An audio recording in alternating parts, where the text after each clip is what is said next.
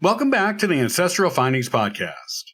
From the rolling hills of Scotland to the revolutionary fervor of a new world, the tale of John Witherspoon is a fusion of faith, academia, and patriotism.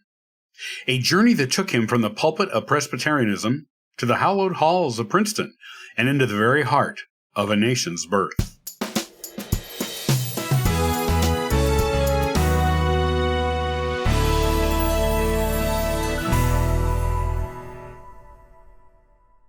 John Witherspoon was born in 1723 in Yester, Scotland, the son of Reverend Alexander Witherspoon and Anne Walker.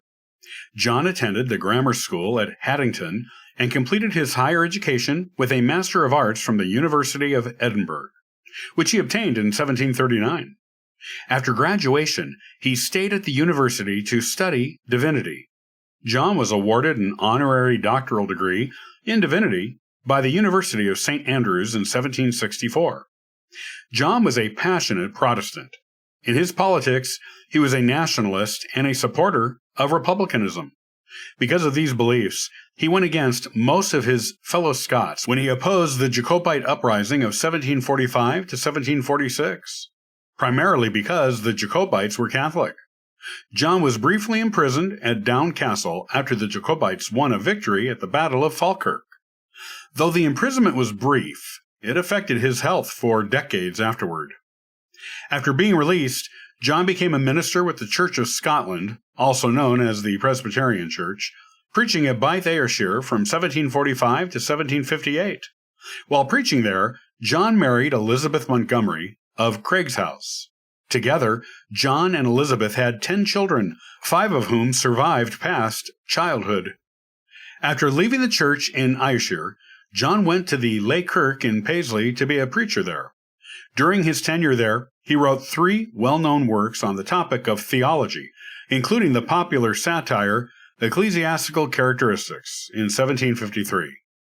John also became known as an evangelical opponent of the Moderate Party and opposed the philosophical influence of Francis Hutchinson.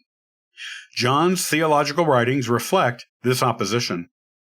John met Americans Benjamin Rush and Richard Stockton in Paisley, and the two men were impressed with him. They offered him a position as president and head professor at the small Presbyterian College of New Jersey in Princeton.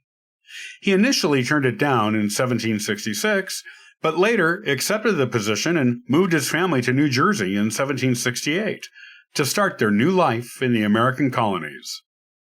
John arrived at Princeton when he was 45 years old. As the 6th president of the college that would later become known as Princeton University, John found the school to be deeply in debt when he set foot on the campus for the first time.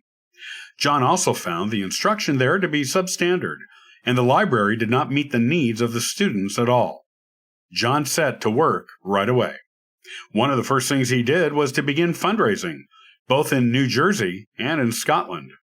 John also put an impressive 300 of his own books in the college's library. With the money he was raising for the school, John purchased scientific equipment, including a plentiful number of maps, a terrestrial globe, and the Wittenhouse orrery. John instituted several important reforms at the school as well, including modeling the school's syllabi and university structure on those used at the University of Edinburgh and other universities in Scotland. In addition, John made the entrance requirements to the university stricter than they had been, which assisted the school in competing with illustrious institutions, such as Harvard and Yale universities. John personally taught classes such as eloquence, history, and divinity, as well as moral philosophy, which was a required course. John considered moral philosophy to be of crucial importance to ministers, lawyers, and those in government positions. John was firm but good-natured in his leadership of the university and was immensely popular with both the faculty and the students. Since Princeton's primary purpose of the time was training ministers, John was a natural person for the role of president of the institution. In fact, John became a major and important leader in the early Presbyterian Church in America. John even assisted in organizing the Nassau Presbyterian Church in Princeton, New Jersey. John had been wary of the power the British Crown was lately wielding in the American colonies. John viewed this, and the curbs on liberties it brought with it, as a threat to the freedoms the colonies had previously enjoyed when the Crown utilized a mostly hands-off approach to its little dominion across the ocean. John did not like the way the British Crown was poking its proverbial jewels into local and colonial affairs that were previously left to American authorities to control. When the Crown began to exercise additional authority over the Church in America, that was the final straw for John.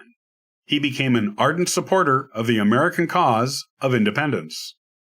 John joined the New Jersey Committee of Correspondence and Safety in 1774. Soon after this, John was elected to be a representative from New Jersey at the Continental Congress. After arriving at the Congress, he was elected as the congressional chaplain. As a member of the Continental Congress, John voted in favor of the Virginia Resolution for Independence and later voted in favor of the Declaration of Independence and signed his name to the document, becoming one of the signers. John became one of the hardest working and most influential members of the Continental Congress, serving on more than 10,000 committees, most importantly, the sitting committees, the Board of Peace, and the Committee on Public Correspondence or Common Affairs. John was a frequent speaker in the Congress, assisted in drafting the Articles of Confederation, and helped organize the executive departments of the new United States government. John also drew up instructions for the peace commissioners and played a prominent role in shaping the early public policy of the brand new United States of America. After leaving the Congress, John served twice on the New Jersey state legislature and was in strong support of the adoption of the new United States Constitution. Princeton University was badly damaged due to the American Revolution, and his papers and personal notes that he kept there were lost. Since John was responsible for rebuilding the school, this damaged his personal finances, as well as challenges in his personal life. Still, he did it gladly, as far as can be determined. John really did seem to love the school. When John was 68 years old, and a widower by that time, he remarried to a 24-year-old woman who was a widow and fathered 2 children with her. John had suffered injuries to his eyes during his life and was legally blind by 1792. John crossed to the other side in 1794 on his farm just outside of Princeton, called Tusculum. He was buried at the Princeton Cemetery on President's Row.